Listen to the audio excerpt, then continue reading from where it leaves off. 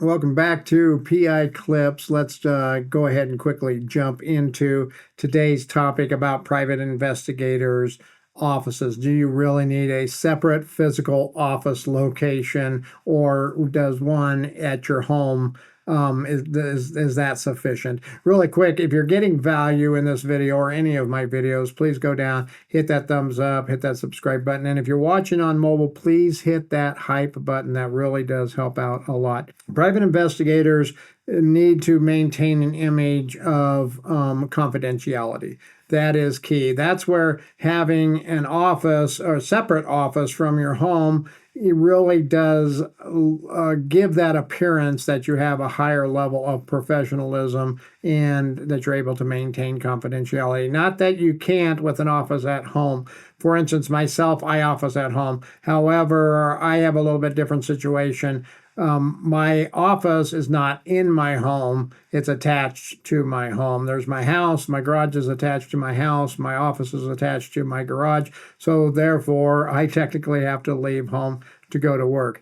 But just being able to maintain that professionalism, that confidentiality, that's where having an off-site office may be able to help you out quite a bit. Here's some of the pros of having a separate physical office. Again, impressing clients. You're able to bring them in, especially if you have a meeting room and things like that.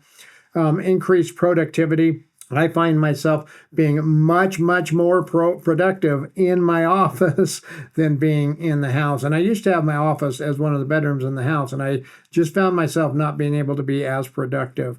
And then a separation from home and life. That really is big and key for a lot of people. If your office is at home, you kind of never really leave home or leave the office when you go home. Some of the cons to having an office, a separate office, is the cost. Renting today is very expensive. It can cost a lot of money. So you really need to make sure that you can budget for that and you can plan for that expense. And then there's the commute time. How far away is it going to be? You know, for me, if I was to have an office downtown where I live, it would be 10 minutes away, 12 minutes away, something like that. But a lot of people, if they had an office downtown in a larger city, it could be hours away, and there could be a lot of commute expenses in there too. Here's a quick little quiz that you can take. Grab your pencil and paper and jot these down, and you can just answer these. Will your clients expect to meet you at an office? If so, then you may need to look at a physical office. How many employees will be working on your team, if any? Is it just going to be you, or are you going to have 5 or 6 employees? If you're going to have a lot of employees, you may want to have that separate office space.